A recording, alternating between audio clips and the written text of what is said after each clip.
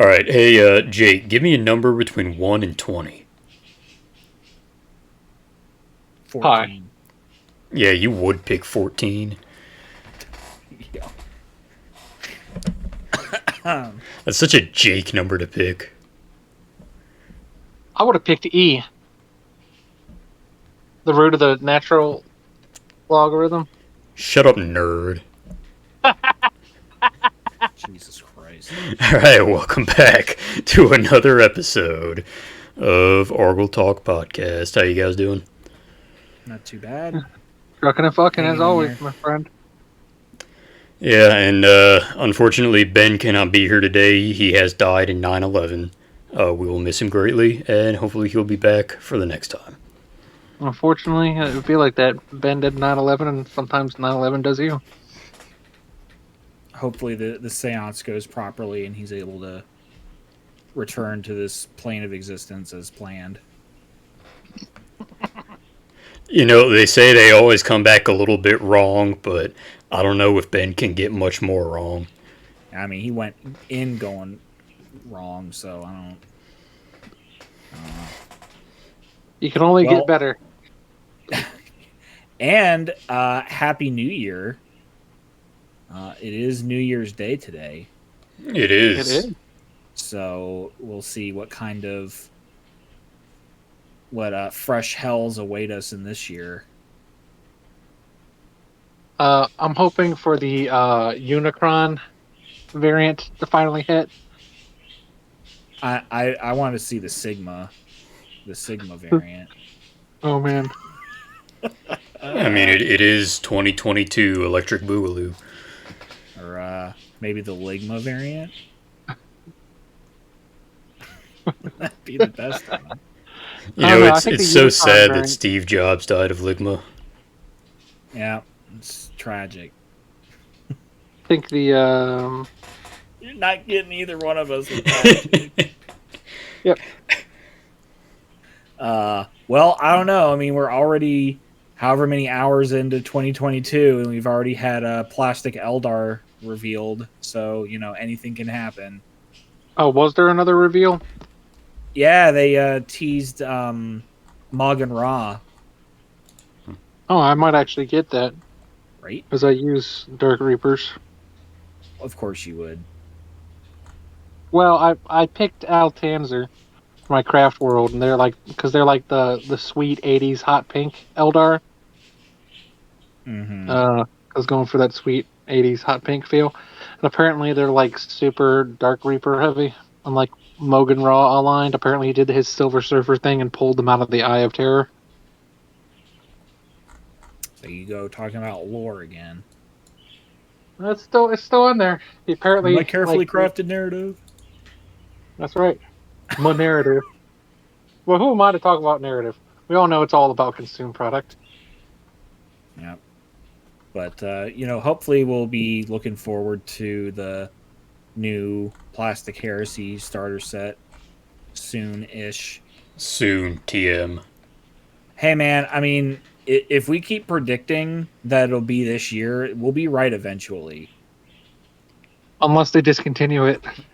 Yeah, well, I mean, Yeah. then we will still be eventually right. Somebody will fucking do one. The Aussies will do it. Aussies If you will believe in that fucking kind do of it. thing. I don't believe in Australia. If you believe in Australia, that is. I try not to. Believe Australia was a conspiracy by the government to cover up its involvement in 9/11. Oh, man. It was just to cover up New Zealand's involvement in the Emu War. Oh, man. Yeah. I just generally reject Australia as a concept. It's too silly. I reject your Australia and substitute my own. Now you're there. Yeah, man. So what'd you guys get up to in the hobby the past month? I painted 1,000 points of Slanesh demons. Did some commission stuff and put paint on 4 Space Marine models because I've been super lazy about painting my Space Marine stuff. Yeah, I mean, it'd be like that sometimes. The Saloonish Demons were more an exercise in how many different colors could I get to come out at once on a model just doing washes and not actual painting. Yeah, I mean, there's something to be said for that. How'd it come out? It's about halfway done, and honestly, it's looking not bad. I think in the end, I'm gonna have to pick out like metallics with actual paints, not just wash everything. But like for all the flesh tones and everything, especially in the hair and stuff, especially since they're demons anyways, and they're kind of iffy as far as their physical bodies being one solid kind of thing anyways. It came out pretty good. I'll throw a picture of one of them up in a second on the Discord here. Like just super whammadine, but I'll give you a kind of a basic sort of thing. I'll have to pick out all the metallics and leathers and stuff. So Greye continues slaving away on someone else's dime. Oh yeah. What you got going on, Eric? Oh man, I've got so much going on. But well, I say that, but it's all the same stuff. It's all still Night Lords. I have 3 bikes remaining out of the 33 in my army. I got my Fire Raptor all built and painted. Finished that up this morning. It came out really well. I griped about it a lot while I was building it. Honestly, in hindsight, it wasn't that bad. Although I do think that were I to do another one, I would definitely do sub-assemblies and paint them. Not that it was like ridiculously difficult to paint in one piece, but it was kind of unwieldy. Yeah. I mean, that's always going to be the issue with the vehicles, right? Is just kind of hard to hold on to them while you're doing Yeah, I mean, I feel like most tanks are fine, just because they're that, they don't have a whole lot of bits that stick out real far. Like, if it was just the fuselage, then, yeah, it'd be fine. But, it's the wings that and the ball turrets that really made it a little more difficult. But, I mean, still, I got through it. Took me maybe 4 or 5 days, working about an hour or 2 a day. Yeah. It's not bad at all. And that's the way you do it, is you chip away at it. Yeah, no, for sure. Yep, so now all I've got is 3 more bikes, I think 4 Terminators, and a Cerberus. And that will be my Swift Blade. At least 2,500 points thereof, and what I intend to bring to the muster. What? The Kerberos? Yeah, man, I think it's a good platform, and I think it gets a lot of shit for the potential to hurt itself, but I was originally going to run one with my Black Shields when that was still a thing I was doing, and I rolled so many simulations of, rolling, seeing if it penetrates like AV-14, and then if it doesn't, do I hurt myself?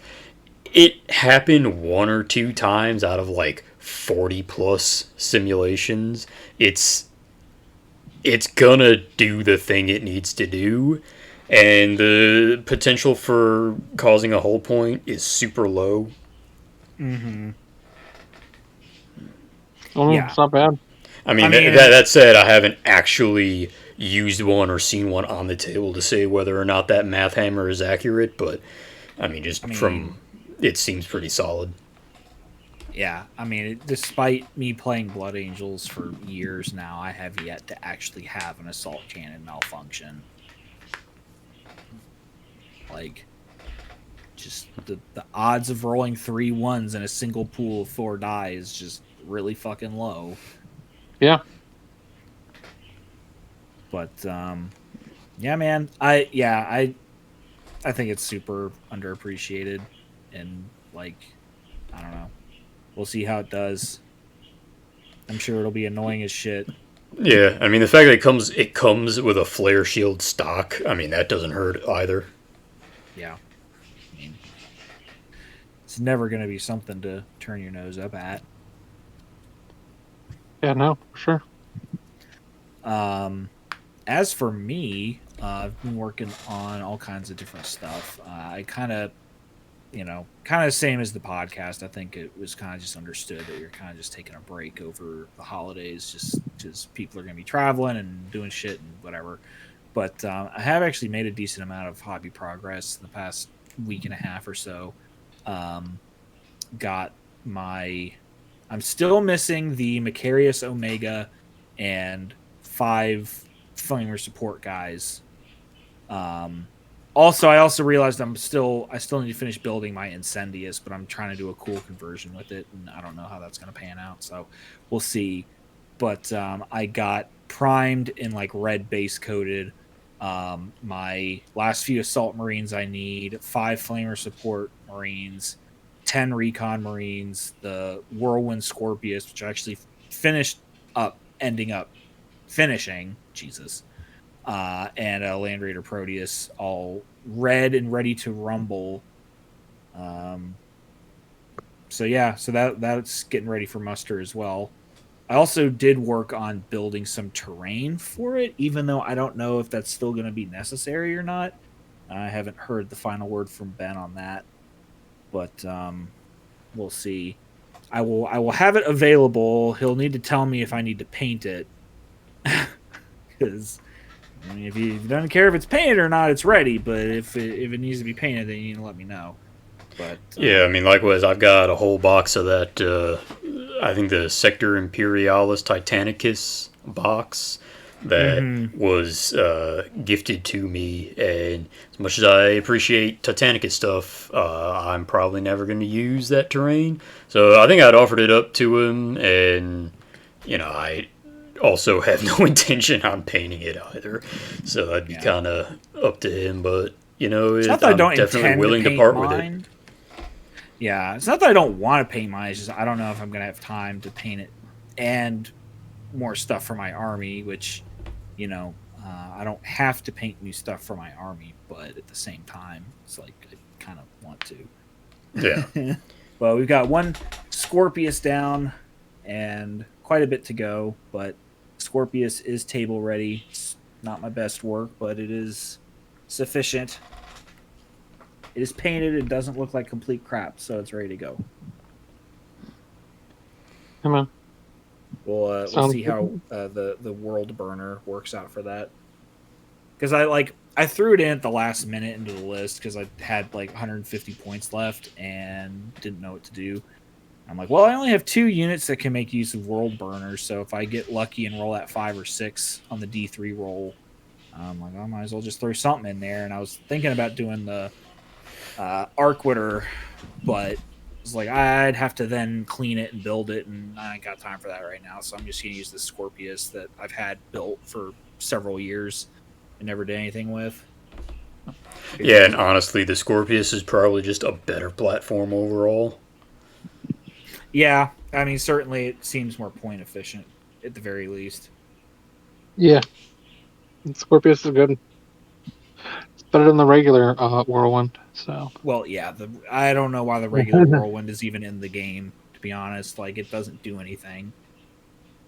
But I guess it's just to allow people to use that model in case they don't have the other one.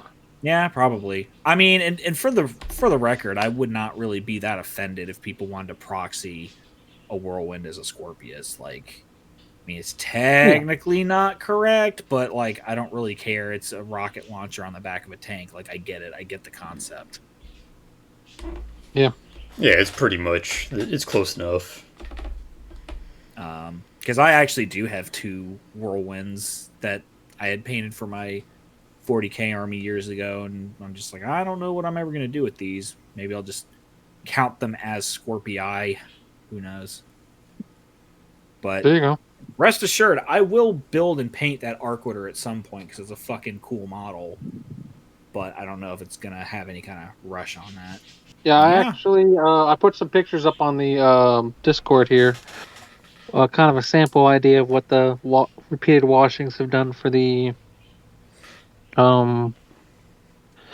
demons. Those are my demons, by the way. Lay And booby then demons. yeah, and then the actual Marines I've gotten of my own to paint. Are you going to Are use those those? demons for heresy or just for 40k? I was thinking about using them for heresy. Occasionally bringing out either as an allied detachment. I don't know if they can. They can be an For allied word bearers, in yeah, at the very word bearers least. campaign, yeah. So, or running, small games with like Centurion games or whatever with Demons of the Runestorm, something like that. Yeah. I don't know. I haven't really bought enough. I originally got them for AOS, and I haven't played a lot of AOS because, like, literally within a week of buying them, and got my codex and got everything squared away. They're like, "Oh yeah, by the way, throw that all that in the trash because we're going to third edition." So Yeah. Well, and Slanesh is also pretty pitifully off in Age of Sigmar at this point. They got that's unfortunate. hit with the Nerf bat one too many times, I think. Oh man. They were way too good when they came out. Now they are just completely unusable. Oh man. Although somebody has won a tournament with them in the past couple months, like one of the larger tournaments where they actually record the results. So I Yeah. don't know. Maybe we're all just bad. He's playing chess and we're all playing checkers. Well, that's Uh, unfortunate. well, let me know too, because I had bought some, whatever the Seekers, Hellstriders, whatever they are, the Oh yeah. ladies on snake horses, because my fiance had been showing some interest in the game, and then when she realized that she had to paint multiple of the same model, she lost interest. Um, so I've still Real got fast. those that are not going to ever have anything done with them. Well, if you're in no rush, I'm interested. Yeah. If you're in no rush, yeah. Yeah, not really a rush. It's definitely the time where I'm doing some purging of the backlog of shit that's just sitting around taking up space. So keep on the lookout. I might be having a early year blowout sale over here. Hey, sounds dope. That goes for the listeners too. Shit, whatever. Like I'll post it up wherever people want to see it. You want to buy some shit? I don't know. Hey. But anyhow, Strips. anything else hobby related, or do we want to move on to picks? Well, I'm just gonna briefly mention that I am now in possession of a War Master Iconoclast. So as soon as I finish up the Night Lords, it's gonna be one of those things I pick away at very gradually between other projects. But I've got some big plans for making it all corrupted and whatnot. Yeah. I don't know if Oh, I'm yeah. I don't know if I'm to the point of like making it a resolution, but I am definitely going to try to get my Titanicus stuff painted this year is one of my projects. Cuz like the next 3 months or so have been accounted for, because I need to finish this stuff for muster by the middle of February. Then from that time to Adepticon, I'm going to be trying to do some kind of Golden Demon project. I mean, I can't in good conscience go to Adepticon and not just like enter something. It's not gonna win. It's just not. It's just a fact. But still need to put something in anyway. And it's the journey, not the destination. And then after that, I have been repeatedly invited to Age of Sigmar events in Richmond, and I feel bad that I never go to any of them. So I want to get my 1,000 points of Slaves to Darkness done, so I can at least go play a doubles event with somebody. Oh yeah. So it'll be probably April or March before I'm picking up a new project, if I can actually keep myself on my schedule, that's what I'm trying to do. Yeah, that's always the hard part. I've always been thinking, oh man, I'm making great progress, for the muster, and then I realized, oh man, I don't have as much time anymore as I thought I did. Not that I have all that much left to do, but still. Like yesterday, it was next year, but now next year is next month. Yeah. Fuck. All right. Well, do we have any picks? Oh, we sure do. Oh, So yes. it's a little dated at this point, but still I haven't got to talk about it, and I love it so much. The one of the latest of the Warhammer community release of the weapon or mission narrative packs with extra rules attached to them is the Battle of Armatura, which, for those not familiar, was part of the Shadow Crusade, wrote about in great detail in the novel Betrayer. Excellent book, excellent battle, all kinds of crazy shit happens. But included in this mission pack are specialty World Eaters destroyers. The Red Hand Destroyer Assault Squad. They're an elite's choice.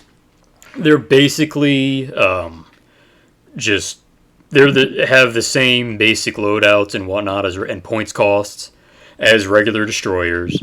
You can give them jump packs. They have rad grenades. You can take the missile launchers, rad missiles, and all that good stuff. What makes them distinct is they have, in typical fashion so far, they have two special rules. The first being the Bearers of the Blood Hand. Basically, you have to charge something within 12 inches if it's available.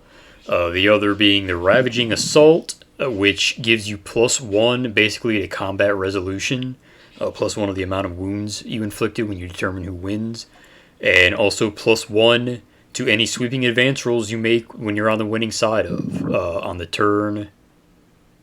Yeah, both of those I think are only on the turn you charge. No, the sweeping advance roll is any time, but the +1 combat res is on the turn you charge.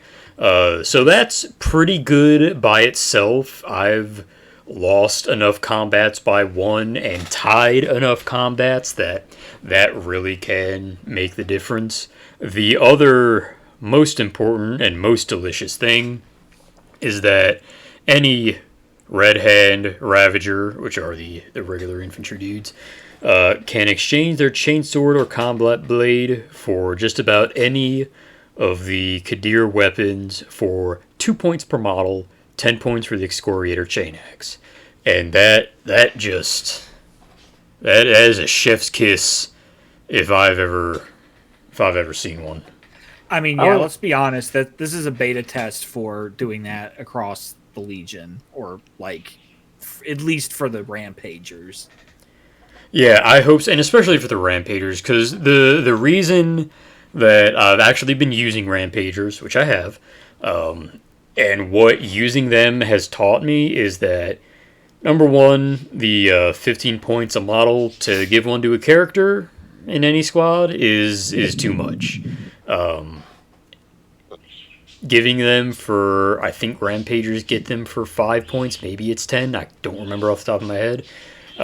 That makes it a lot better. It also makes it a lot better to have those weapons on regular dudes in your squad. So having a whole squad of meteor hammers, for instance, for 2 points a model, especially on these guys, because meteor hammers will make them strength 6. Rad grenades will give you -1 toughness to your enemy the turn you charge or are charged.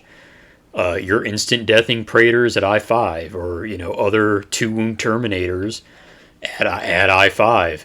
I did a brief dice rolling simulation where I had a squad of like 15 that charged some Fire Drakes, 7 dead Fire Drakes before they got to swing back. It's kind of scary. Which, honestly, like, if you see a squad of 10 Fire Drakes that's, like, probably, like, the Death Star of that army, and you've just more or less incapacitated a, 700-point unit? Oh, with easily. all the, like, attached characters and shit like that for a, 200-point destroyer unit? Yeah, and Yeah, just being it, because none of these are like bad weapons at all. I think they gave the Excoriator Chain Axe at 10 points just because I'm not sure why. At this point, I'm not totally convinced it's the best weapon, but it's Because what is definitely it, like plus really 3 good. strength, AP3 or something No, like so the that? Excoriator is only plus 1 strength. It is AP3 and it has Shred, but it's also unwieldy. Yeah, so not one I would give a Sergeant, but it's still good as like the hidden power claw kind of deal. Yeah, like I definitely gotten to see firsthand how good the Rampagers can be as far as the cater weapons being scattered throughout the unit. Yep. Like, oh wait, why are you hitting me first? I'm Blood Angels. I hit first. No, I got a Meteor Hammer, bitch. Like, oh okay, all right, that's fine. That's fine. Oh yeah. Yeah, man, it's good. Like there's nothing that I can say other than it's good, and I hope that at least if they don't, I don't want them to necessarily make these 2 points for any character, but a price drop. Because the thing is, like I said, these aren't bad weapons by any means. Like the worst one, in my opinion, is still Fleshbane. There's other ones that have rending. There's meteor hammers plus 2 strength plus 1 initiative with concussive. By the way, it's just that they're not chain axes, and chain axes for free being as good as they are. If you're having to pay so much more, it's not as Right. good. But I'd gladly pay 2 points for any of those. Yeah. Oh geez, I just noticed you can take a unit of 15 of these fuckers too. Yeah. Nice. Yeah, that's great. Oh, you can give them jump packs too. Oh yeah, you can. Yeah, they have all the same. They have all the same options as Okay. regular destroyers. I'm used to looking at Angels tiers where they like come standard with the jetpacks Oh yeah. and Volkite pistols. So like yeah, I just haven't looked at regular destroyers in a while. But yeah, I mean, even like not giving them jump packs and putting them in like a Dreadclaw, I think would be really beneficial.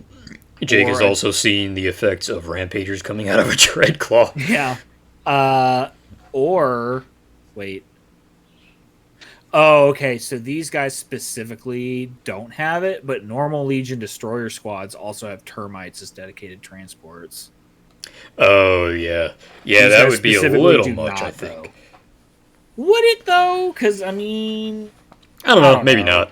We've talked about termites before and how they're kind of cheeseball, but I mean like destroyers, especially like combat oriented destroyers like these guys popping up in the middle of something and still having to like live for a turn, like That's true, because termites are not assault vehicles, are they? no, they are not.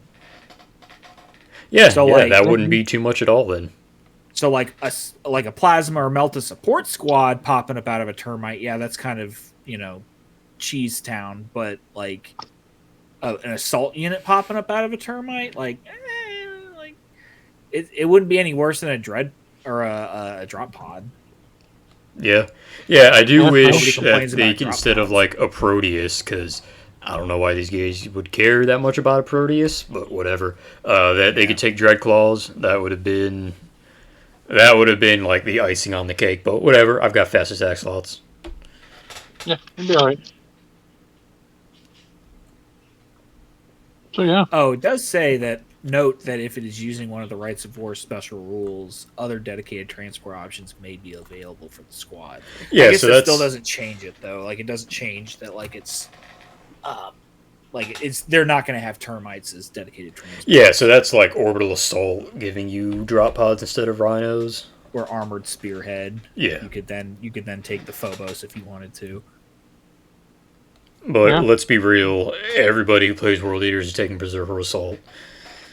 That's true. I was when I had the army, I was messing with an armored spearhead list for a while, but then again, I just like that Right of War, so because Nothing wrong with I that, have used tank shock to my advantage, so I think it's an oft forgotten about rule. Yeah, It's definitely worthwhile. yeah, these guys are super cool. Their do you have an fluff idea? is pretty cool too, because they've got they wear that. Anyone who has read a Betrayer knows that the bloody hand on the chest plate or anywhere on the armor really is a mark of status within the Legion, and these guys all have that, and they're like they're practically the Red Butchers of destroyer squads in their savagery and in just psychoness. Yeah. Do you have any idea how you want to like model or paint these guys? Because like the couple of example squads they have, that first one that's painted is pretty fucking nice. Yeah, I do like that.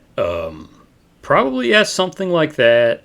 I don't know if I would give them the hand like all on their chest plates. Maybe mix them up with maybe the sergeant has like it on his helmet. Maybe shoulder pads instead, if that might be. Yeah, I think that just depends on the armor mark that I go with. These ones pictured are Mark III, so that would work really well with that, chest plate. Well, the first one, I believe so. At least the chest pieces are marked. That's just the standard like destroyer mark. Oh, there's a whole thing for that. Okay. Well, yeah. Then if I were to do that, and that seems like it's a pretty. Actually, I might go with like Mark II jump packs. I think that's my favorite jump pack is the Mark II. But yeah, otherwise, yeah. Yeah, like they've got to mix through this unit like you were talking about. Like there's some on pauldrons, there's some on helmets, there's some on chest plates. I think one guy's got it like on his shin or something. I don't know. Yeah, and I think not having uniformity is just that Legion flavor. Yeah. Oh yeah. Well, I mean, you're telling me my assault units in my Blood Angels army are all mixed mark. Every single model in my Luna Wolves army is like an individual. Like nobody looks exactly the same. Like even the ones that are armed. Like even I think. Well, I guess okay. Maybe my tactical squad looks kind of similar, but like even then, like I'm all for individuality with Legion armies. Yeah, no doubt, man. Did you want to talk about the actual mission, or is that like more than you wanted to pick for the week? There's some neat stuff in there too. It's been a while since I've actually read it, but I do know there's like stuff about battlefield effects that can be pretty interesting. The like layout of the background for the missions is definitely worth a read. It's probably something that I would want to play at some point, but nothing that I am particularly interested in going into real detail right now. Yeah. Isn't one of them like Ankron's ascension to demonhood or whatever? No, because that's not until Nuceria. This is all Armatura. Yeah. I think. I mean, the rest of the mission pack is taking forever to load, so I can't tell you that for sure, but just based on my memory of events. Yeah. Yeah. All right. Well, I think there is one where, like, the Ultramarines drop a building on the World Eaters. It's fucking rude. It's just ungentlemanly. And that's, like, the start of the mission. Yeah. Nice. Yeah. Man, that's something I want to try and do with my games this year is incorporate more of those things that we've talked about, like terrain effects and buildings and like non-standard games. Like I know a lot of our games at this point, like with COVID kind of still being what it is, we kind of have to rely on pickup games or like only a day or two ahead of time planning stuff. So, like, we don't get an opportunity to talk a whole lot about, like, what mission you guys want to play. So, you usually just end up playing one of the standard ones.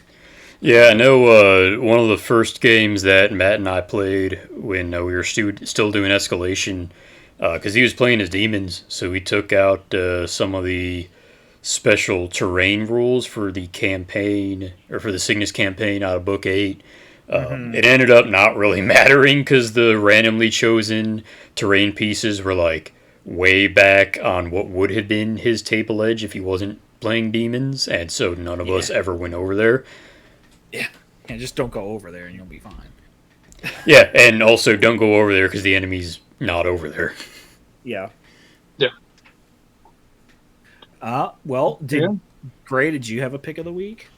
I did actually. My pick of the week this week. I was on the Instagram as I am wont to do, and there's a guy on there. The handle is Les Bourgeoisie, and I will. There it is. They're making like a malicious force that's super customized. He's leaning a lot into like this sort of grim, dark. Like everybody's got like hooded helmets on, and they're like super over the top. I don't know if you guys.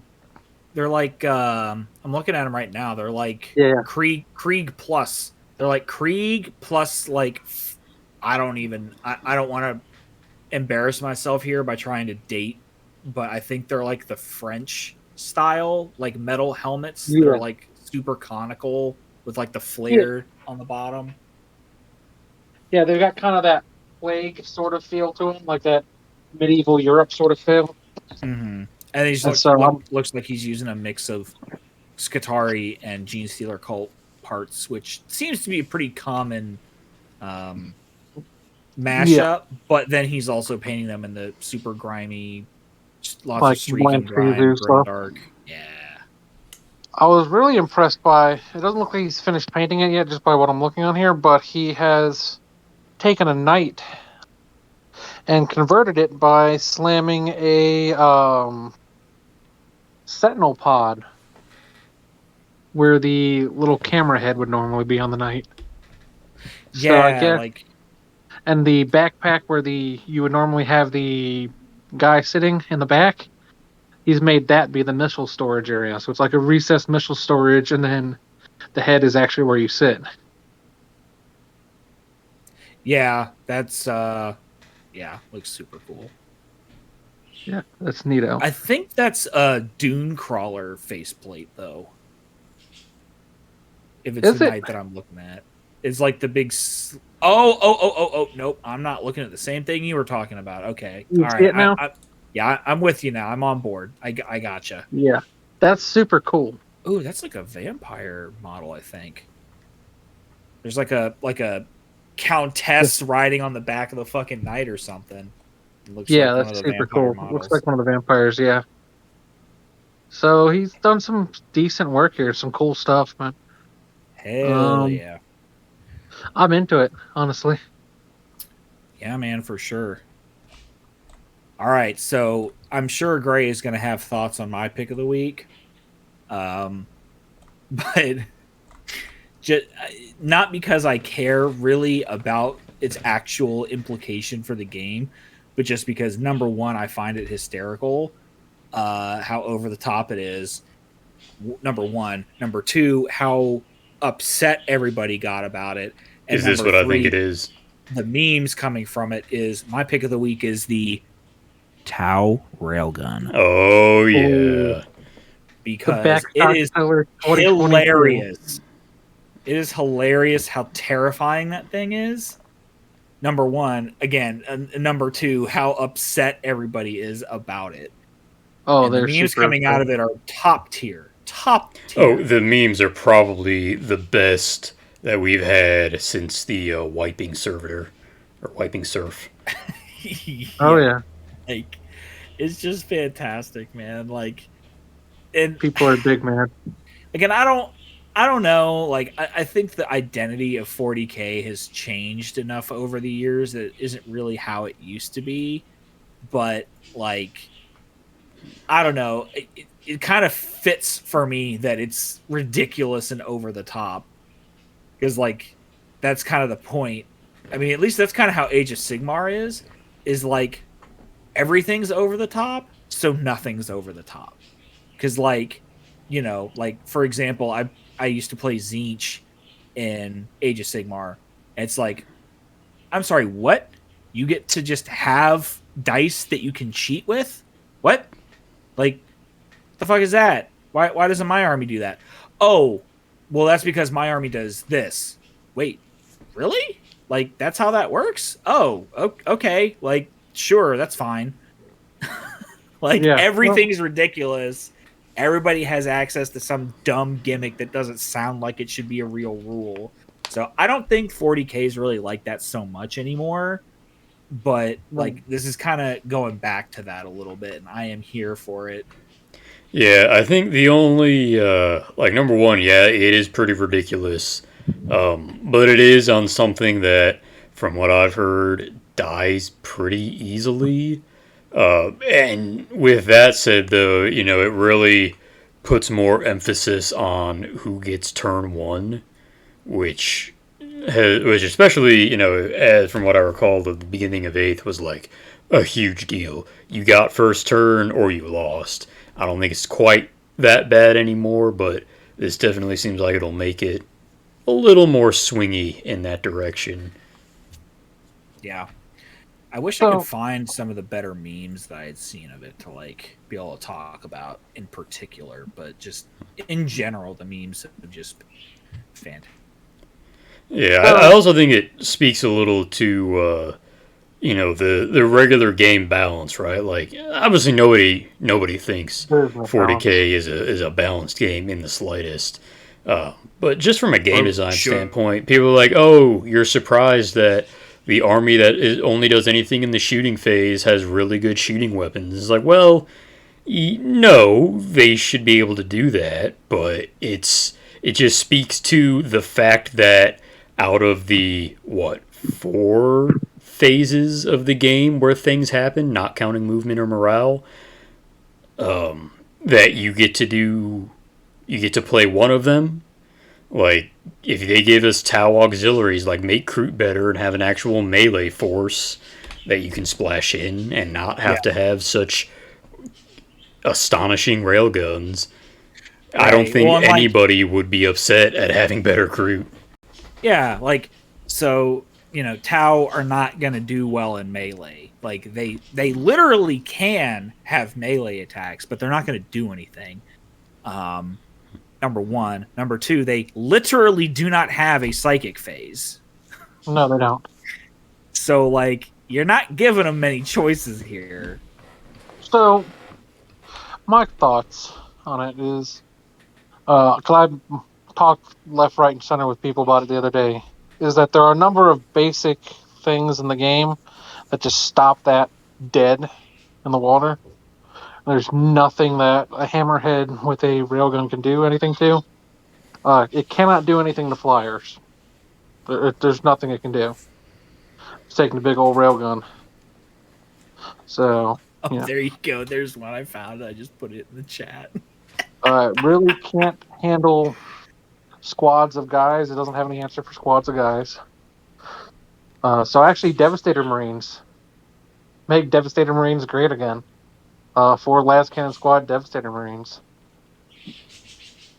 They'll put hot holes in that long before it kills them. Well, until the Tau go first and just either sub-munition stratagem them or, you know, whatever. Because they have, like, some stratagem that goes with it that lets them deal with hordes. Or you just take the 4 mortal wounds. Or, you know, 3 mortal wounds and the regular damage to a guy. Yeah, because remember, Devastator squads can take 5 guys with bolters that do nothing but absorb shots like that. Yeah, that's so fair. What you do is you put a squad of 10 in a squad of 10 with a cherub and 4 las cannons in a drop pod. Doesn't matter whether they go first, you go first. Doesn't matter. Yeah, they're not going to get them because you're in a drop pod. I mean, in fairness, the stratagem does specify that it maxes out to 8 mortal wounds total. So, like, you can't literally just destroy an entire, like, gaunt brood. Yeah, if you have someone that, like, plays 210 Gretchen and nothing else, which is I a wonder- thing that I've seen before, then Well, you might Wonder have who some would issues. do that. I've literally never seen that in actual real life before. That's Isn't I don't know Mike working on anybody that? that would do that, and honestly, the Mike. person that would do that is probably a shitlord. So Oh, it's Mike, and he is absolutely a shitlord, and he No, knows I it, know. and he loves it. Mike. I was 110% sarcastic. Oh, But So- yes, I thought the way damage worked in ninth is it doesn't matter that it does a gazillion damage and 5 gazillion mortal wounds. Still only doing it to one guy. no, because mortal wounds spill over. Oh, do mortal they? wounds do spill over. Gotcha. Yeah, But the regular at the damage same doesn't. time, But yeah, at the same time, like no, the point is that this thing is basically one-shotting vehicles, which I don't know, kind of seems like is the point. Yeah, it kind of seems like that strength 10 AP 1 kind of deal. Yeah. Like okay. I won't say that nobody does, but I mean, like, very few people complain about the fucking volcano cannon on, like, the falchion. Like, that. I mean, that's what it does. That is what it's supposed to do. Oh, I know someone who complains about strength D on the Falchion. Well, yeah, I mean, yeah, the range D, I think that's a different conversation. But, like the fact that that's what the falchion does, I don't think is an issue. Like, the falchion is a dedicated anti-tank super heavy. Sure. Yeah, it's like getting surprised when a Flammenwerfer werfs Flammen at you. Exactly. Yeah. You know, another argument, of course, for it is that the Hammerhead will make the Fire Raptor great again. As the You Fire had Raptor. discussed this, yeah. So, you know, 3 Fire Raptor lists are back in business, boys.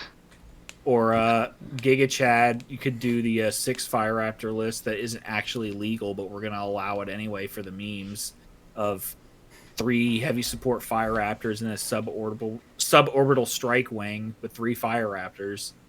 I mean, also, if you were taking Hammer of Olympia, you could then have 7 Fire Raptors. sounds like we're making Fire Raptors great again, boys. Sounds like it. I mean, Eric just painted one. I need to get more. I've only got the one, despite what the I need to memes get might a couple. Yeah, by our powers combined, we can be one shitlord. Yeah, exactly. I mean, I still have to build that Iron Warriors list that we keep tiptoeing around because I don't know if I want to release that particular cancer on the world. I mean, why wouldn't you? I mean, well, because I have to do it first, right? Like I or whomever in our group ends up actually doing this list, like we have to get the benefit of it first and get to be shitheads, and then we'll let everybody else know about it and copy it. I mean, it sounds like you should have done this for the muster, to be honest. You know, I would have if it wasn't going to cost me like $500 just to like get it 3D printed from Ben alone, much less like the other stuff I would need to buy for it. And then I would also have to paint 3,000 points. Yeah. Like, I mean, That's granted, it's Iron Warriors, so I mean, it's like, you know, Not the hardest 3,000 points to paint. no. Yeah, you can get that done in an afternoon. Honestly, I've talked about this. If I actually committed to doing that army and I did all the requisite prep work, I could probably paint that army in a weekend and not to like a dog shit standard. Like, it would look fine. But then again, that's a lot of fucking bikes. It's a lot of I say do it. I will eventually. I've got it saved in my battle scribe. It'll happen at some points. Some point I'll have enough disposable income. I mean, even getting them 3D printed or buying them recast from somewhere, like the bikes are still just like obscenely expensive for no fucking reason. But anyway, that's a discussion for another time. Be the shit you wish to see in the world. Yeah, be the cancer you want to see in the world before you unleash it on everyone else. But yeah, nutshell version, railguns are amazing because they're hysterically good and everybody's super mad about them. And all I can say is that's what you get for playing 40k. 10k too many. Yeah, you need to take about 10k off the top there, bud. Yeah. More, you know what they say, more K, more problems. Yep. So, with that said, has everybody gone through their picks? I Yep. think I so. think so. Yeah, so let's roll on into the topic then, unless we have any misses. I mean, I would imagine there might be another dual hit and miss at the same time. If somebody wants to pick the Tau Railguns as a miss of the week, then I will entertain that. I mean, I'll prattle on about some other stuff and turn a miss into a hit just to talk about things I like to talk about. But I'm gonna say my miss of this week, and more so than it was before, is Angron's Primarch novel. And the reason I bring that up is because I've been reading the Night Haunter Primarch novel lately, and it is so much better. It's so good. And it's good for the reasons that I think the Angron one was bad. Guy Haley took existing lore and backstory and builds upon it rather than inventing shit out of nowhere to make the plot work. Yeah. Yeah. Like, I'm Well, not even finished with it yet, and like I've probably got another 50 pages or so to go, and it's already one of my favorite heresy novels that I've read. I still have never read a heresy novel because I'm that Philistine. I mean, I haven't read them all, but Yeah, I haven't read them all either, but yeah, I've gone through a fair few of them, and this is one of the best ones that I've read so far. It's not quite Betrayer tier, but it's up there. I've got the Shakatai Khan one up next, and I have even higher hopes for that one because it's written by Chris Raitt, and he is the man with the plan for the White Scars. Looking forward to that a lot. yep, and that'll tie into Warlock nicely whenever you get to read that too. Yep. Yeah, I've only read the Angron and the Alfarius novels at this point, but that's more so that I have not deigned to spend my Audible credits on the other ones yet, because like right Miss around of the the week, time great a new works. Siege book comes out is when I have an Audible credit, so I just spend it on the new Siege book. Yeah, and that's one of those things where it's like, well, I can either keep up or at least get closer to being kept up with the book series as is like the important shit that's happening as far as the actual events of the heresy and the Siege of Terra and all that, or I can get a little more background info, which is what the Primarch novels are. So it's definitely one of those things you have to, which do I put priority on? Yeah, and like I haven't finished all the Heresy novels yet. I think I'm on like Pharos or something like that. But like for me, I want to read the Siege books and like form my own opinion on what happens. I don't want some shithead on Reddit to spoil it for me and then tell me what I should think about it.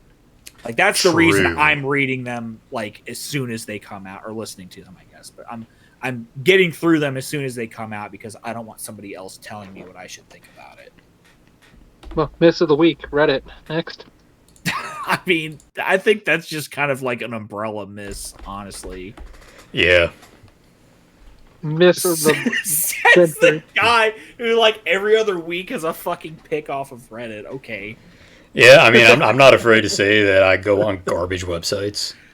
Yeah, I mean, I'm on Instagram and Facebook still, so I mean, I can't really say much. Yeah, I've at least cut that out of my life, for better or for worse. Literally, the only reason I'm still on Facebook is to use Messenger, which is what all of our wargaming groups are on. Yeah. That's fair. Yeah, that and to check for the occasional event. Yeah. Well, Kingdom Death Night Market is helpful too for snagging stuff that I miss, but that's a whole other rabbit hole. Yep. I'll tell you a miss. For me, it's weird because I probably should have put it for my pick, but it's also a miss. Mm-hmm. So it's a dual miss pick. The Eldar / Chaos set is both a miss and a hit for me. Go on. So, love all the new models. Although I can see in the Chaos guys, they seriously recycled bits out of the Dark Vengeance I mean, yeah. set. The one guy, the head is the exact same as the character. What is it? The Crimson Corsair guy or Cranon the whatever. Relentless. Cranon the Relentless, exactly. It is exactly his head stuck on a chosen body. But whatever, they're not bad. No, the big miss in the box, the Mauler Fiend. It is. Yeah. So here's a new box set. You know they're going to charge a cool 210 to 300 for it. And oh, by the way, here's a model that's been out for 12 years. Here's a model that we're not selling enough of, so we're just cramming it into this box and forcing you to buy it anyway. Just like Hammerheads, huh? Funny how that works. I know. Weird. It's weird how all of a sudden Hammerheads are sold out on the fucking store. It's bizarre. Man. How does that happen? Watch the Forge Fiends get like fucking nuts now too. Like fucking ectoplasm cannons doing like D6 mortal wounds per shot or some dumb shit. That wouldn't surprise me. Well, like they've already got the what is it, that one fucking Forge World butcher cannon thing or whatever the fuck it is? I don't know. I don't know what it's called. Yeah, I think the butcher cannons they come on decimators. I don't know what they have them for now anymore. And they like do like the 3d3 damage per shot or some dumb shit. So like they're super spiky. I don't know. Anyway, sidebar. I digress. So it's got a lot of good things in there. I'm not super in love with the Ranger bikers, but they just explain it away by going, it's what are they? Samhain or whatever the hell they are. The Wild Host guys. So it's like, all right. Samhain, yeah. So well, or however you fucking pronounce it. I don't know. It's a made-up word. You can pronounce it how you want. Yeah. So, like, I like that Eldar is getting stuff. I think that Autarch model is probably the best Autarch model they've ever done for Eldar. But maybe with the pistol or the melt-a-gun, the one with the Reaper launcher looks kind of derpy, but I mean, it's because it's a big fucking Reaper launcher on a guy that's supposed to be a close combat hero. But so I'm sure that Jess Goodwin has some kind of reason, because like he's talked before about like all the reasons that go into the choices that are made on models. Like, okay, so how do we think this would work in real life? Okay, well, let's make it reflect that in the model. So with that being said, I want to understand what the weird stocking half-thigh sock things are that the Rangers are wearing over their armor on their legs. Like they have these weird leather stocking things that they have pulled over their like Guardian armor. I think they're taking fashion tips from the newest Custodes. Maybe. I just figured it had something to do with their, general Eldar waifu status. Maybe, yeah. It's, can't leave home without your thigh socks. Thick thighs and stockings, whatever. Yeah. It's part of their alliance with Gilliman or whatever. All Eldar also. Oh, sorry. Still have it. All Eldars shall, wear the thigh highs. Codex Astartes, Eldar waifu shall wear thigh highs at all times, or be branded heretic in Xenos and Witch. Thick thighs save lives. It is damn true, especially in Kingdom Death. Hey. I will say this evil Forge Father model is pretty fucking good. Warpsmith. Yeah, like I've seen the side-by-side comparisons of him with like the Primaris Tech Marine, and what a shocker, they're pretty similar. But like at the same time, like I mean, whatever. Like he's also got a lot of the old Warpsmith with him, which is good. Like if you're gonna complain about Primaris and the new Chaos stuff being similar, it's like do you not understand what a Chaos Space Marine is? It's just a Space Marine, but evil. Like, Yeah. they're gonna look the fucking same, dude. I don't know what to tell you. There's only so many ways you can do evil Tech Marine. Yeah. You know? He does have some visual cues. I did appreciate they kept the screaming smokestacks from the old third ed Warpsmith. Yeah. So, like, realistically, it's probably one of the cooler, like, starter sets I've seen them do in recent times. Way cooler than that horrible Sister Scout thing that makes no sense lore-wise. But, I mean, that was technically for Kill Team, but I take your point. You know, the next thing is you'll get those models. They'll re-release them right after the Kill Team box goes out of production. Yeah. They'll re-release them for $60 for 10, and it'll be your new Sister's Troop Choice, compulsory. But all that being said, I really do appreciate the fact that they took the time to put out an Eldar box set, and the Eldar side wasn't the, oh, here's your repackage of something that's decades old. Yeah, but it is a seem miss like that they put in. But the Mauler Fiend is still a miss. Yeah. Does it come with that cool warp gate thing, or is that like just the set piece that they've put them on? That's the I big think question. that's just the you're talking about. I forget I haven't looked at the picture, but yeah, I think like I saw something where it's like two Noctilith crowns that are just kit bashed together and converted. Yeah, sorta. Yeah. To like a globe thing, yeah. I saw that. That's the big question: is will that actually come in a kit? No one knows because it looks like a new thing. And I'm pretty sure it is a new thing because it's got smaller rings in there too, which weren't in the yeah, Noctilith. and like the last picture on the article has the two leader models standing on it. So it is an actual thing. It exists in 3D space. Yeah, and it would be rather strange if they put some dude's conversion in official promotional work, right? Yeah. Weird.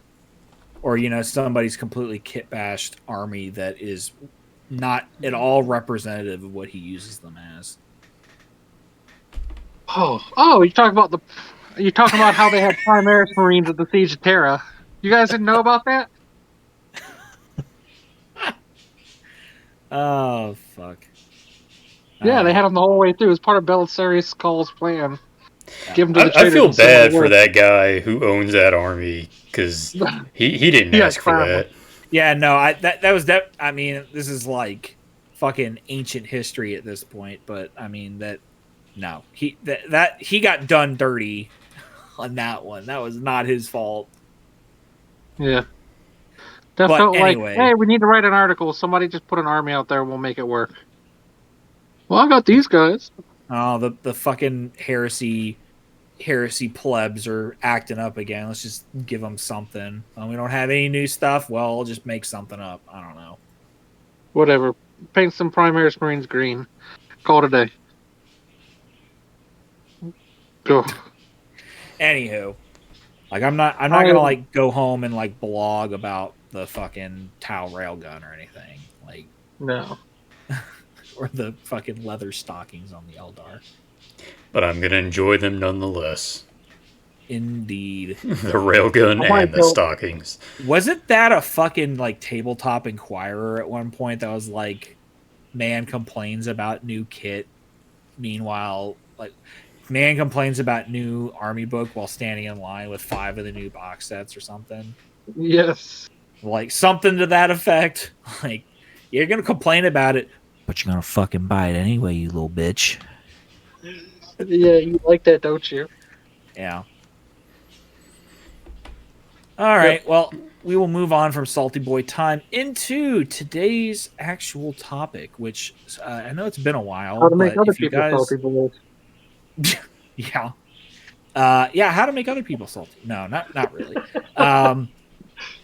I know it's been a while, but as you may recall, our last episode, we talked about the Marching Forge supplement from Code Walrus, which is the nutshell version is that it is a 30K rule set for both existing and non-existing models in the 40K Mechanicus range that you can transport over for use in your 30K games, as well as just some original rule sets for things that exist in the lore but have thus far not been represented by a model. And we talked about that, and we also had an interview with the man himself. So this week, what we're going to be doing is kind of putting that into practice and doing some walkthroughs of some Mechanicum lists that both incorporate and also entirely consist of Marching Forge units. I know I was going to do a pure Marching Forge list. I think Greye is also doing that. But I think Eric is doing a hybrid list where he's using the standard Age of Darkness Taghmata army list and then incorporating some Marching Forge units into it. Just to show a different way of incorporating them into your games, into your army, or getting your friends to play Heresy with you, because as we've mentioned, 40K is 10K too many. So with that said, do we have somebody who would like to go first? I'll volunteer because I did the least amount of... I'll get up out of the way. I think I did the least amount of prep work here. I mean, I wrote this up while we were talking. If you want to prep more while somebody else is talking, by all means. So I actually ended up doing a little bit of a mixed list. Oh. Make me a liar. That's fine. It's okay. I think model count-wise, there's probably more Marching Forge models in it, but I kept it simple. I went 2,500 point list, the Cybernetica list. So it's like got one HQ. It's a Archmagos Macrotech, the Cortex controller, Melta Bombs. He's got a Photon Thruster, a Lucifex, and a Photon Gauntlet. Classic. That brings them out to 210 points. In my troop slot, I have 2 squads of 6 Thalax.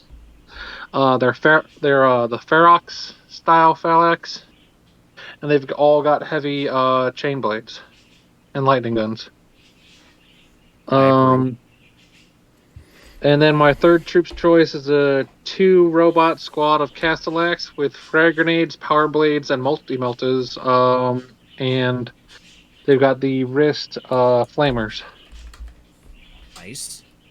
My elite choice, it's the same choice 3 times. It is Tech Priest Auxilia with a Cortex controller, a Cyber Familiar, Servo Arm, and Grav Gun with 4 Servo Arm Servo Automata. And it's just that guy 3 times. Get all the Cortex controllers out there. Keep my robots rocking and rolling. Robots doing what they're supposed to do, not being shit. Exactly. So that's all the boring stuff out of the way. Into the actual Marching Forge stuff. So my heavy support. For 350 points, I did an Ordinatus Exemplar War Construct. Very nice. Yeah. Which to re-up with our 1 to 2 listeners out there, is like a lore-wise, it's a pet project warbot that your Magos might come up with. And so it has point costed options and then like item slots. What is it?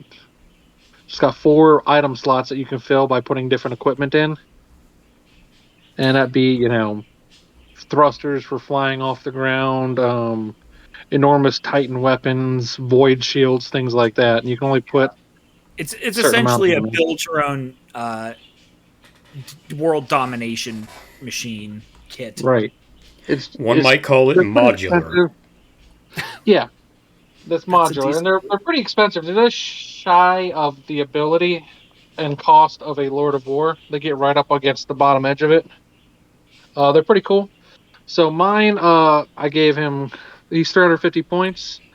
I gave him crawler systems, so he's a walker. I Texas kept Ranger. his. Do it. The Texas Oh, Ranger. that's right. He's a walker, Texas Ranger. He's got an ant. I kept the Anbaric vaporizer, and he also. I put a Cascade shield projector on him, so he's got two void shields on him, and then I gave him 4 Volkite calivers. So this thing is going to walk up, firing its weapons the whole way, and then it's going to use its close combat attacks it gets with the crawler systems and try to beat you to death if you're still alive after it puts all that DACA into you. To back that up, I have a 2 crawler squad of Onager Dune crawlers with Icarus arrays and Blessed Auto Simulacra. So those are my anti-air. And then there's a 3 Dune crawler squad. They keep their twin-linked phosphor cannons. They all get auto repeater carbines, and they all have Blessed Auto Simulacra. So just a list full of walkers, basically, and robots. Just marches up the field, pokes hot holes and things. And that's kind of the method I went for. Yeah. Kept it simple. By any chance, did you happen to price that list out? I guess not, probably. What, like monetarily? Yeah, because I did for mine just for the lulls. Yeah. But Um, I know it's I'll- kind of an unusual question that you may have not thought of, especially not given the prep time with which you prepared this. 50. I can do it right now, actually. Let's see, 150. 200. Not that it's a super important question.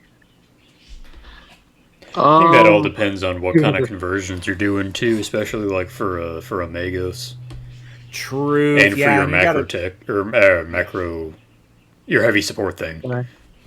Ordinatus. Yeah, exemplar. So, before the Ordinatus Exemplar, which I have no idea what would go into that, probably something 3D printed. Like MSRP, we're probably talking in the $800 range. Hmm. But you too can become a used model and rescue model extraordinaire guy. Probably do it for like $200-300 if you're smart. Yep. Fair enough. Anything else you want to tell us about the list? Like as far as Like the sort of theory I had behind it, I guess. when's, where's, why's, how's? Oh, so the idea I had when I put it together, the first thing was I want walkers and crawlers all over the place. Like I want things moving around on big, heavy robotic legs. So that's why I went Cybernetica, because you got big robot troops. Big stompy robots. Yep. And then I went from there. I went to, all right, well, I know I want an Ordinatus Exemplar because those are tight as shit. Yeah, because who doesn't? They're probably my favorite thing about the Marching Forge list.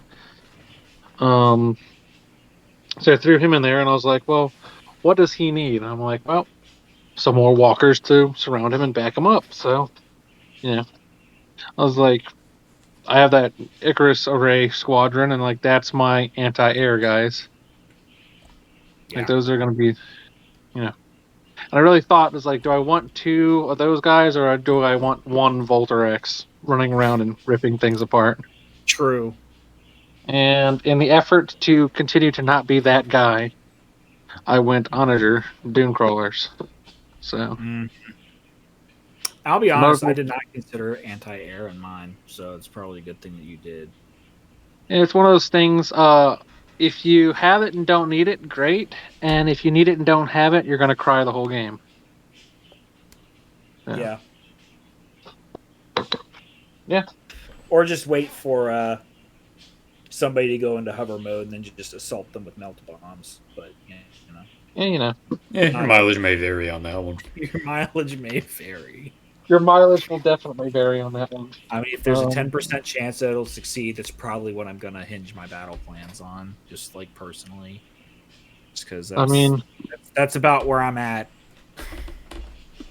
I mean, one of my favorite memories of 6th edition was charging Karn into a hovering storm talon. It lost me the game because it was the dumb thing to do, but it was the fun one. Yeah. I mean, dumb and fun. Or only like a few letters different. Uppity storm talon thinking it's hot shit. Like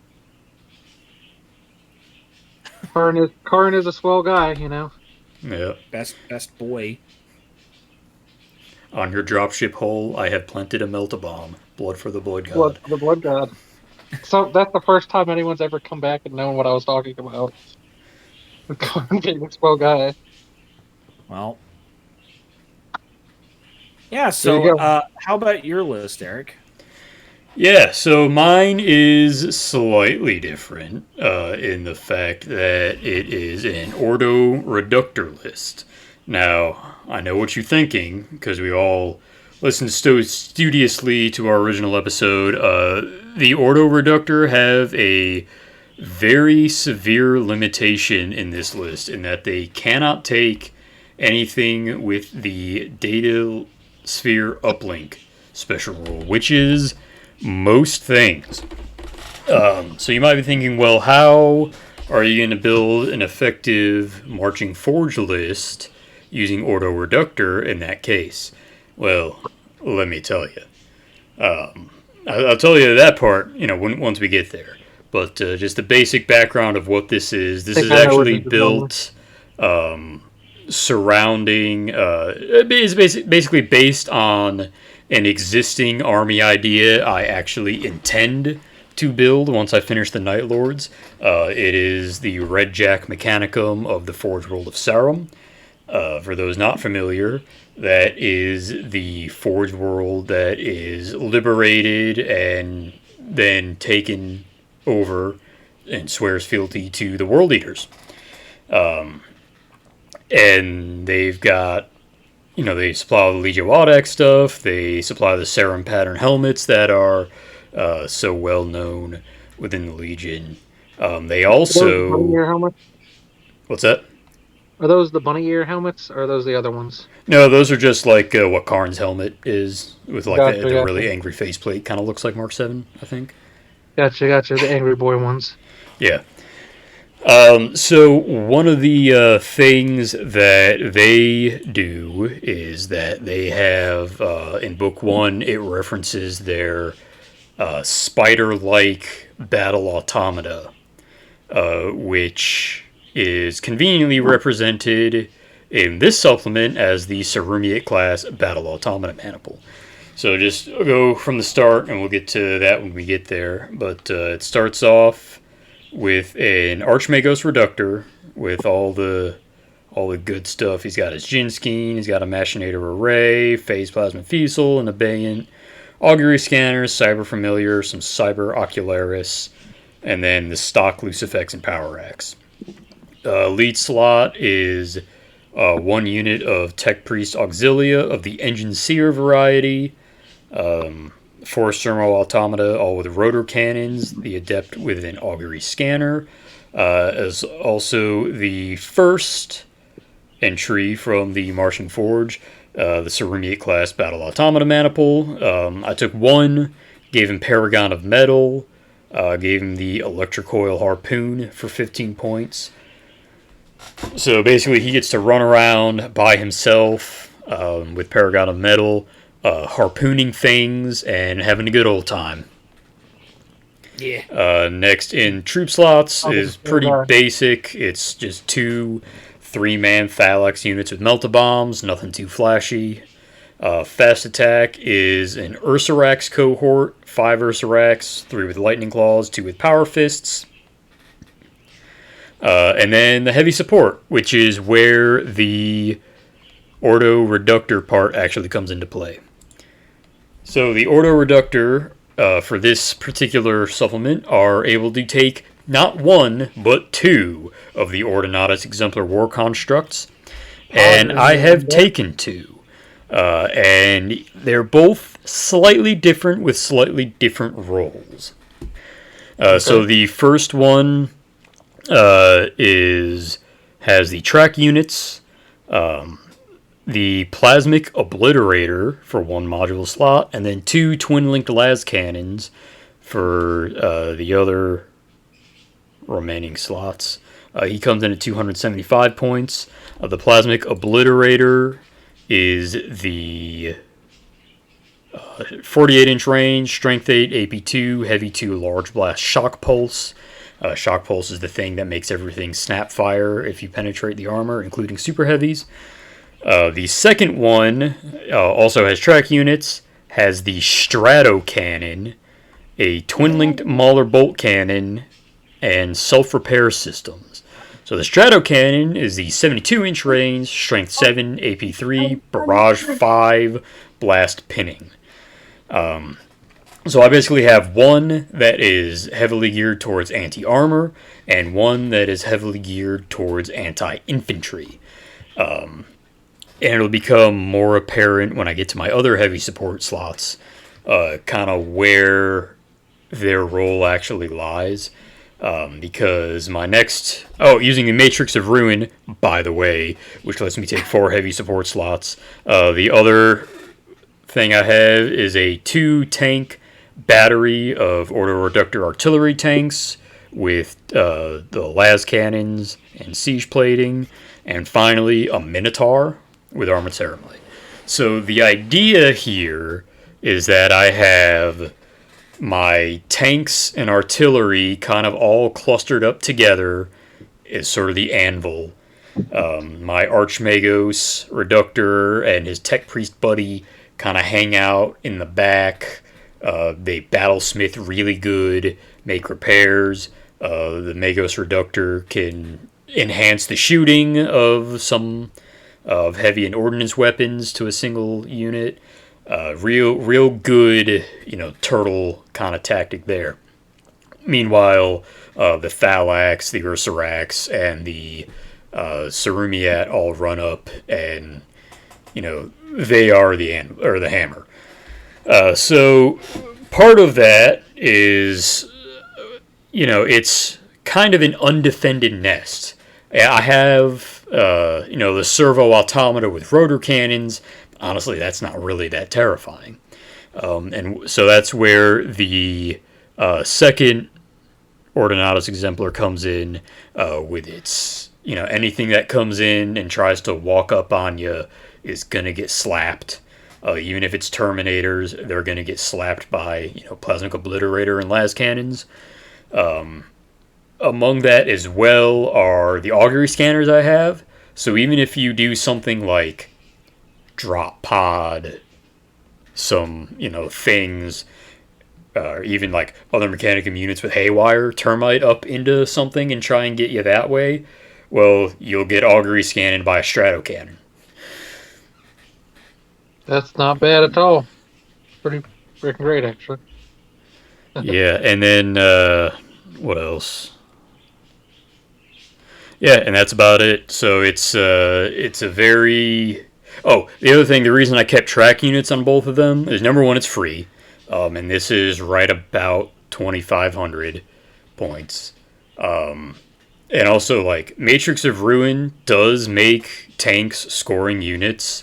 However, no matter what you do to the Ordinatus Exemplar in terms of its motive systems, it's always a heavy vehicle, which means it can only ever move 6 inches. It can't flat out. Basically, this thing is never going to make it to the enemy's deployment zone to be scoring. So why bother trying? Right, sure. Okay, that is all I've got in my list. Jake, what have you done to fully bring the Marching Forge into reality?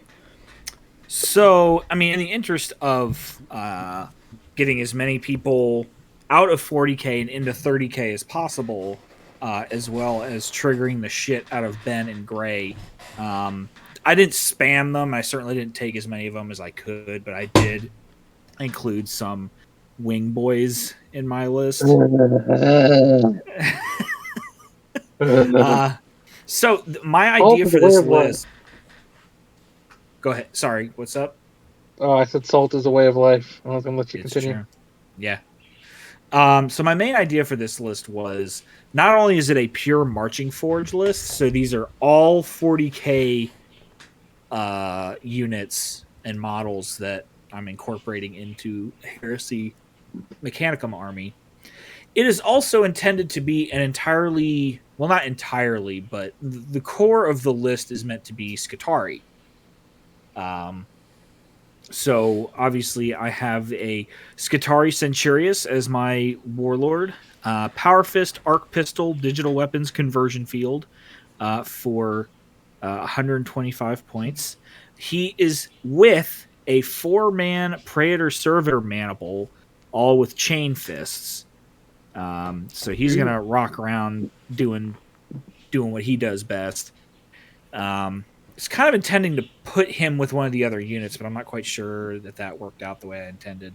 Then I've got two units of Skitarii Vanguard with 2 extra guys, with the Alpha or Primus or whatever he's called, with a Taser Goad, which let me look that up for you real quick.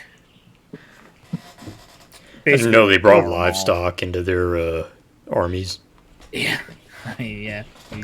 You would think that, wouldn't you? Their robots run on ground beef, so. The Taser Goats. Taser Goats. Taser Goad, +2 strength and Taser, which a hit roll of 6 causes 2 extra hits on the target, so 3 hits total. Neat. Yeah, so that's cool. Just, weight of dice on Skitarii and melee. And the Vanguard, I believe, are the ones with the radium carbine. Yeah. The rad weapons. Both of those units are in Scorpius Dune Riders, which are the D-Day lander boat things, with Auto Reaper carbines and Blessed Auto Simulacra. Then I have, as an elite's choice, a unit of Sicarian Killclade with 5 extra boys, so it's a 10-man unit. Stealth suit modules, which gives them, I believe, infiltrate and move through cover, which is super nice. If I can pull them up here. Hell yeah. Because the rules are scattered hither and yon. Go stealth suit module, infiltrate and stealth. And then all enemy models within 6 inches of a model with this special rule subtract 1 from their weapon skill, ballistic skill, initiative, and leadership. This effect is not cumulative. So they've got flechette blasters and transonic razors with a prehensile data spike on the alpha, which I don't exactly remember what that does. It's like a third weapon, basically. That's all it is, I think. Yeah, that sounds about right. I wrote it when I knew what all this shit did. And then a day later, you have no idea what the fuck you're looking at anymore. Strength user, AP5, melee, haywire, specialist weapon. So it's basically one extra haywire attack. So he has something he can do against like dreadnoughts and shit like that. So actually, since we recorded and aired the last episode, I was actually able to talk to Walrus, and he kind of confirmed for me, Eric, I think we had talked about this, where we had noticed that the ultrasonic, what is it called? The transonic razors. Molecular dissonance. Right.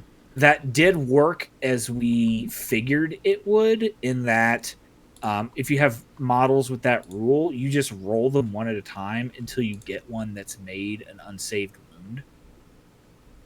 And then the rest of the units get to re-roll their hits. Interesting. which, so molecular dissonance. When this weapon is used, resolve its effects before any other attacks at this initiative step. If it scores an unsaved wound, all other attacks made by models with weapons with transonic special rule wielded by a friendly model may re-roll their hit rolls this turn. So he said that was his intent, was that you just do them one at a time until you get an unsaved wound. And with the blade pairs and blades being AP2, probably it's not hard to do. Yeah. So that's my infiltrator kill squad, kill team commando unit. With the flechette blasters being pistol 5. Just dump a piss load of dice at something. Really close, though. Yeah, you're getting close with those guys, right? What or less? Aren't the flechettes like 8 inches or something? Let me take a look here. No, they're 12 inches. 12, yeah. Yeah, so I mean, they're pistol range. Pistol 5 shred. Yeah. So then, next elite unit is 2 units of Sidonian Dragoons with 3 Striders each with Radium Jezzails. So let's see here. Radium Jezzail, 30 inches. Basically a sniper weapon. Heavy 2 rad poisoning. So, just some long range support. Sniper unit. Sniper boys throw some rad poisoning around. It's a good time. 4 pounds for everyone. Yeah. The long-awaited Taraxii Sky Hunter conclaves took 2... Hold on, man. Can I just make a comment real quick? Oh, yeah. I fucking love the incense cloud on the Sidonian Dragoons. They just are smoking so much incense that they're always considered obscured with a 5-up cover save. That's not stealth, by the way, or like shrouded or anything like that. That's just a base 5-up cover save in the open all the time with anything you can stack onto it. It's hilarious. I love it. It really is fucking 420 blazing, dude, all the time. Some Elon Musk robots. Yeah. Fucking. Probably have the meme on screen here. So then it took 2 Taraxii Sky Hunter conclaves, 5 each, with the phosphor torches, which are basically just torrent flamers. So that's dope. And as we discussed in the previous episode, these guys can... they're basically swooping hawks in the sense that they can, if they're not engaged, or I think they maybe, let me check. Yeah, as long as they're not engaged. Yeah, if they're not engaged, they can basically just fly away and go into ongoing reserves. Which with a unit where you can drop them and do some torrenting flamers around, I mean that's pretty good. You can drop in, flame some boys, and then dip set and do it again. So I'm super into that. I then took a Cerberus conclave with 3 dogs. No, I think 5 dogs. They come with 3, and I added an extra 2. So 5 dogs, 5 hot dogs with the sulfur ejectors, which let me check what that does. I'm fairly sure that sulfur ejectors gives the fleet and rad saturation rules. It also gives them the skirmisher's rule. This model may fire all assault and pistol weapons it is armed with in the shooting phase, even if normally the number of them would exceed that permitted. So basically, the mount and the rider get to fire all of their weapons in the shooting phase. That's pretty good. Which the sulfur ejectors, or the flamers on the hot dogs, if I can find it, because I'm terrible at this.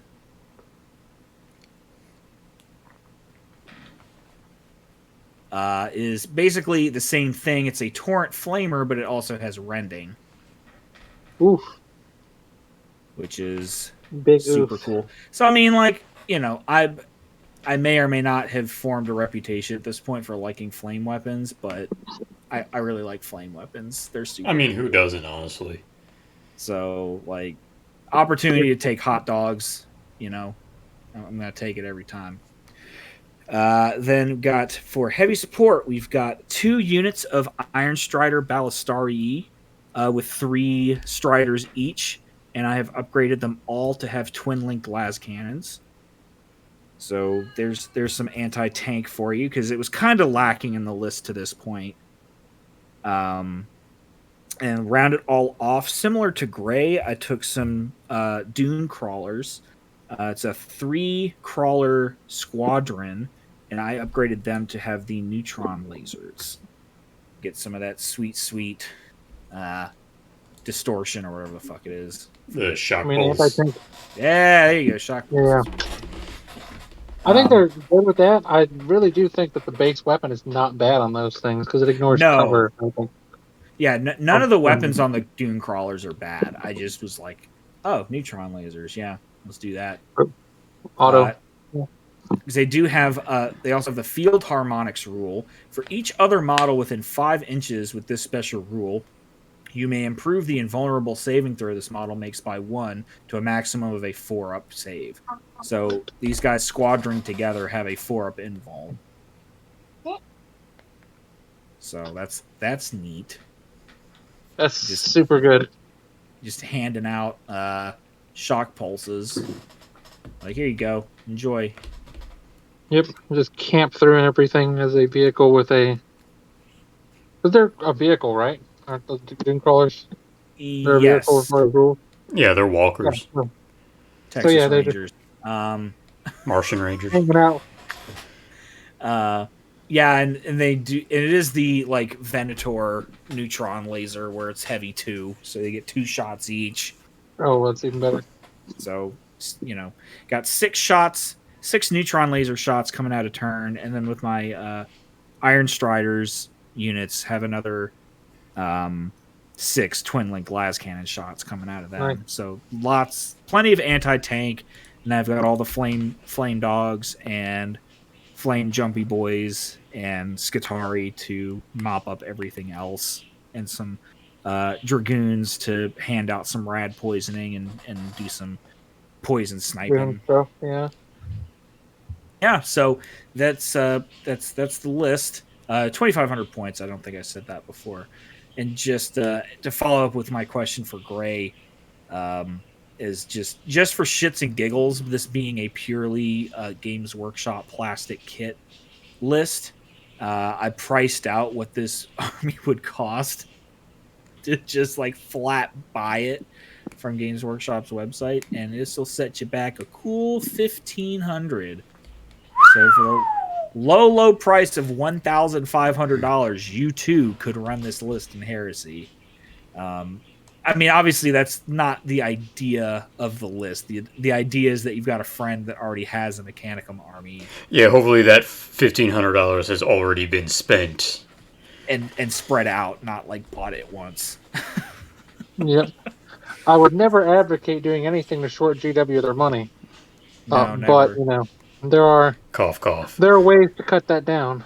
I mean, yes. It's just going purely off of the store, which I think I just put it all in my cart just for the lulz, because it means, I don't know, I'm the kind of person, I get cheap thrills off of like mild sticker shocking myself.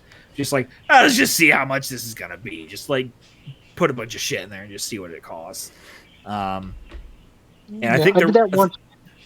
the only thing that wasn't available is, I think at the time I was filling up the cart, I think the Dune crawlers might have been sold out, but everything else was available. Yeah. It honestly, most of that cost is the fucking Iron Striders, because they're like $60 for one. And you need like 9. Yeah. You need 12. Yeah. For this list that I wrote, because I thought they came in boxes of 2 like the Armigers did. Nope. But I was mistaken. Yeah, most of them, when I was figuring out costs in my head, was the Dune crawlers, because my list had like 5 or 6 of them in there. Mm-hmm. So that's a lot. Yeah. Well, okay, so technically you would need to figure out how to convert the Praetor servitors, but I mean, any good mech player is going to have servitor models that they could use for stuff. Oh, yeah, you just take like cataphrons or something. Yeah. Put chain fists on them. Wouldn't be too bad. There you go. Use Myrmidon. What is it? The Myrmidons. The close combat Myrmidon guys, and just do some converting on those. Yeah. Yeah, that'd probably work. Take their Actually, you know actions what? off and put Now something that I else on 'em. think about it, I think I did go back and edit my list at some point and put in space for one of those Praetorian servitor maniples. So rewind the episode and imagine that I said that to guard my Archmagos. Yeah. There you go. I thought my points seemed a little low, and then I remembered that. Yeah. There you go. Yeah, because those boys, the Skitari Centurius was only 125 points for him, and that's I fucking loaded him down for bear. Like he's gonna clap some ass, and then the Praetors give him and set him up to another 200 points, so it's a 330 point unit. But Somebody also, rolls through and goes, Typhon, go Bert. Yeah, he's also going to push everyone's shit in. Yeah, definitely. Either him or the servitors will. As if you missed our last episode, we talked about those Praetor servitors, and they do not play games. They are here to fucking chew bubble gum, and they're all out of gum. And their mouths have been wired shut by the Magos. Also that. But he oddly left their dicks on them just so they could fuck. I mean, wouldn't you if you're the Magos? Just for the lull? Like, here's some floating dick nightmares, and there's a chain fist on the end of it. Merry Christmas, chain dicks. Normalized chain weapons. God, I did forget to talk about that, about my project. I also had kind of a possible addition to my muster list going on where I was going to add a couple Terminators or like swap a couple Terminators out of the unit that I have to put a couple chain fists in the unit. And I've been working on converting the Terminators to have basically like Terminator sized chain swords. And I'm now officially beginning the hashtag normalized chain weapons on Terminators movement. It's a long hashtag, but whatever.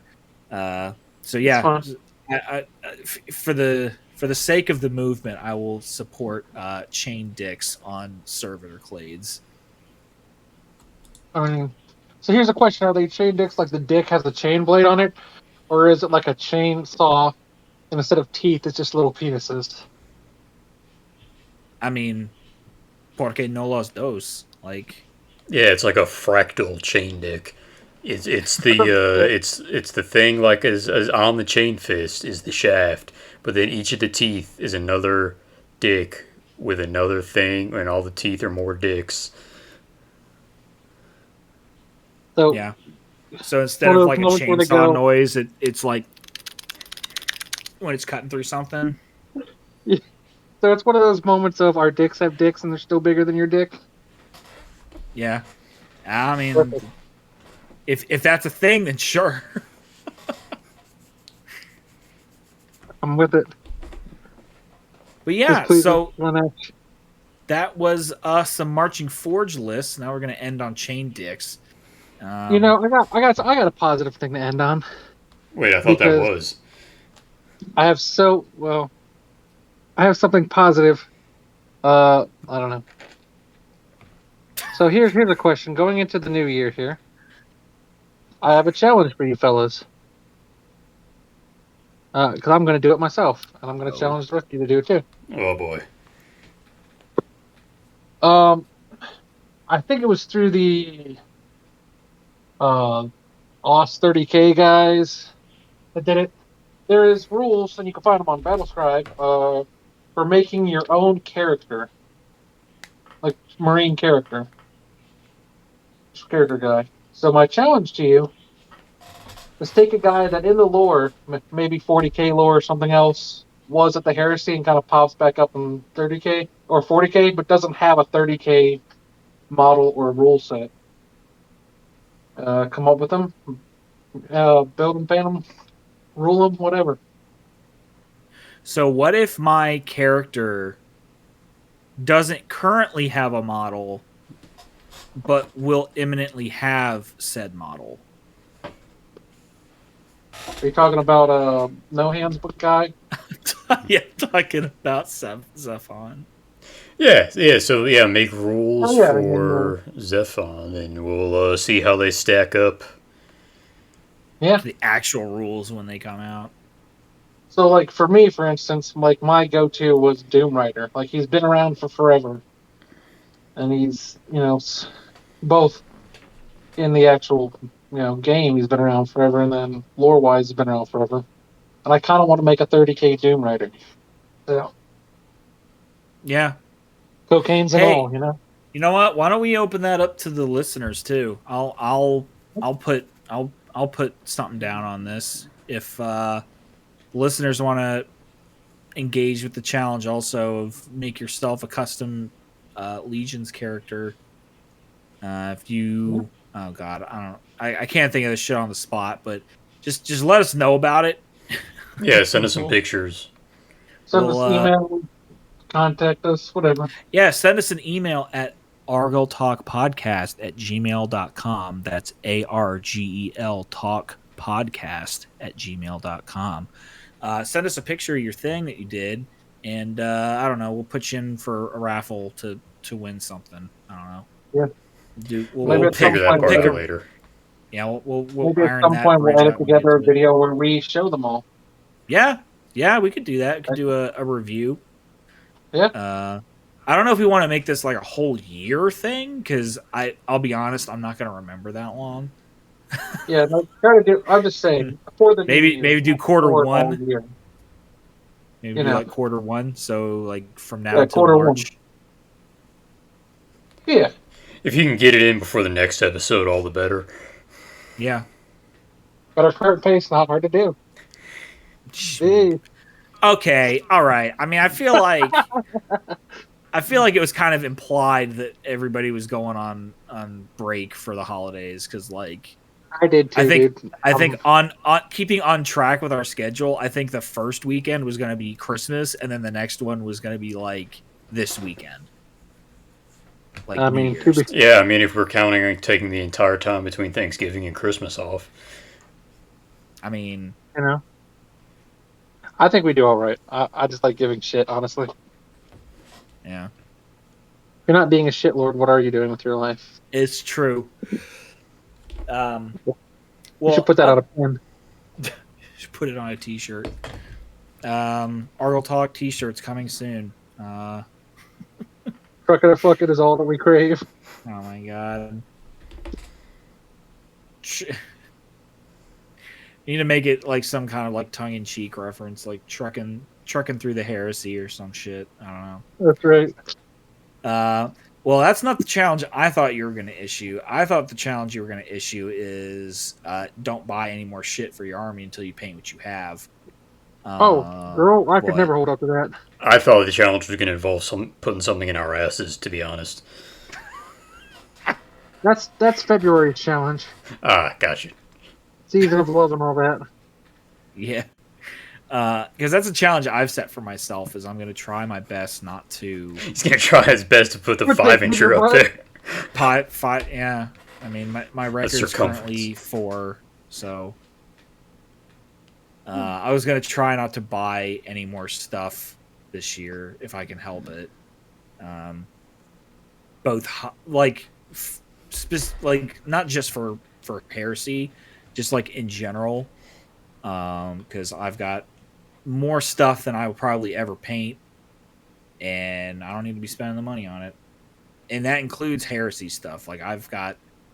It may not be exactly what I want, or, like... I might have impulse. I want to add this to my armies throughout the year. but I'm gonna stick to what I've already got. Yeah. And just try and do that because I got Admirable. plenty. Yeah. So we'll see how long it Admirable. lasts. Yeah, it's probably going to be a long time before I actually have any red hands in my army. 5 minutes later.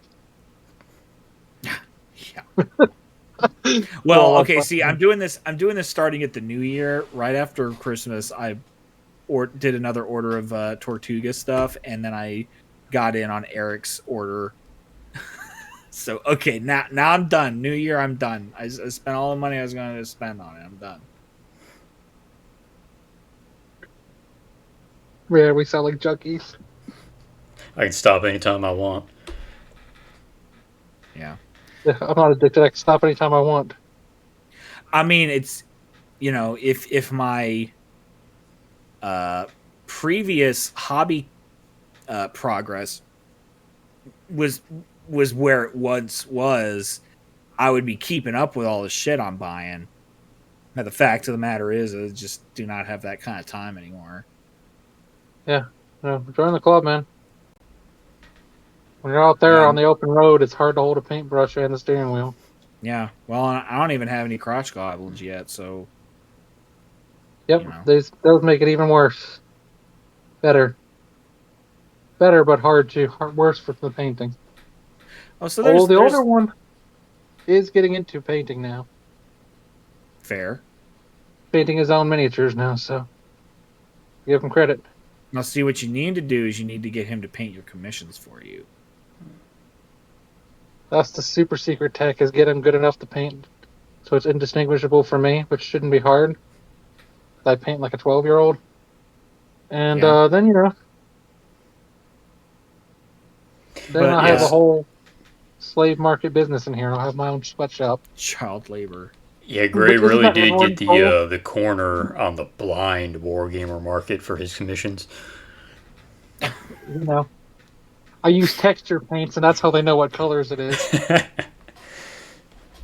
God damn it. blue is extra stubbly. Orange is just a little bit stubbly. So there's a question for you guys. It's a mini topic, I guess, to end on is what kind of things, not necessarily hobby goals or resolutions or whatever, but like what kind of stuff do you hope to do this year with your hobby? Hoping to I play some hope to. Titanicus. Which is relying on me to get my shit painted. Yeah, well, it's really, and there's been a couple of events as well, but yeah, I mean that's what most of it is. I'm almost about done with my Night Lords, and depending on how much I decide I actually want to run curs in my army, that'll be about it. I might do Terror Assault if I feel like I really want some Night Haunter on my table. But other than that, those guys will be done. I'm moving on to the next thing, which will be my Titans for all my Corrupted Titans. I've got, like I said, I've got some pretty big ups for my Iconoclast War Master, and he's going to take me a long time to finish, but I think he's going to look really good. Yeah. My goals are to knock my open projects as far as miniatures. I have currently 8 armies that are in a project stage. I want to get down to 2 that are in a project stage. So Ambitious. yeah, some of them it's as simple as finish 1 guy. Others it's like paint 60 guys. So and then the biggest project is paint 230 guys and 10 tanks. But that's life. It'd be like Yeah. that. It'd be like that. For me, I think I just want to just keep trying to improve.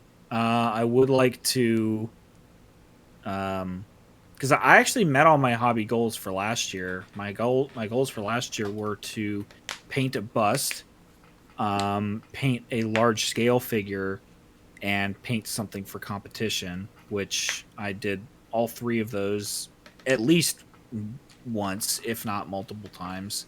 Because I actually painted 3 busts last year. Oh wow! I did 2 larger scale figures, and one of the busts was actually painted for a competition.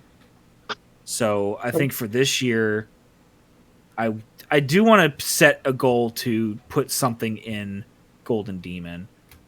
Whether or not it was actually specifically painted for Golden Demon, I mean, it probably should be, all things considered. But if life happens and if I'm not able to do a bespoke piece for it, just put something in the cabinet, just to say that I did. Sure. Other than that, I don't. I like to finish getting my Blood Angels to a place where I'm happy with, because right now I really only have like 1,500 points of them where I'm happy with them. So maybe keep working on that. And it would also be nice to get my Titanicus stuff painted, so I'll go ahead and make that a year challenge too, because it is a game I want to play more.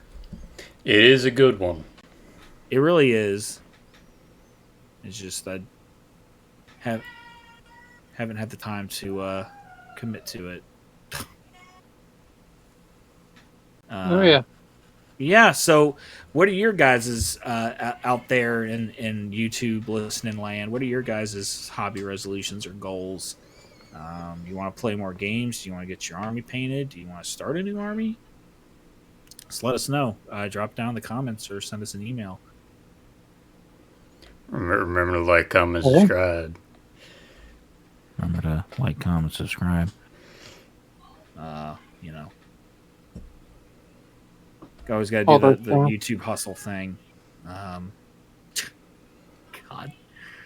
Honestly, I think it will be a miracle if we ever actually get any kind of following on this piece of shit, but that's not the point. The point is the journey. The point is the friends you make along the way, Jake. Or the that was the real prize. The testicle jokes we make along the way. That's right. The trucking and the fucking. It's not the destination. It's not the destination, but the fucking we did along the way. Yep. It's all the lot lizards we... Never mind. Fucking Jesus. All right. Well, I mean, is there anything else we want to say about Marching Forge, New Year's stuff, or regrets from last year? I regret that we didn't play in more games. But damn it, it's gonna happen. Yeah. Not if Omicron has anything to say about it, but we'll certainly do our damnedest. Like I feel like risking getting a lethal virus is probably a decent reason to not like play a bunch of games. But I mean, how long are we really gonna milk that excuse? Die for the Emperor, bud, or the War Master. That's the point. Yeah, fair enough. Pretty sure it's in there somewhere. Probably. All right, guys. Well, thanks for listening, and do the thing, and we'll catch you on the next one. We'll talk to you idiots later. Bye.